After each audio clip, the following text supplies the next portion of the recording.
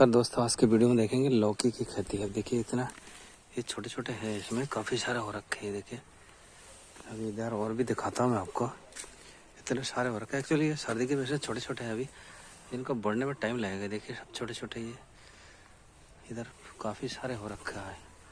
ये देखिए एक और दिखाता हूँ, ये काफ़ी बड़ा हो गया। देखिए ये साइज देखिए इसका, ये पत्तों के बीच में।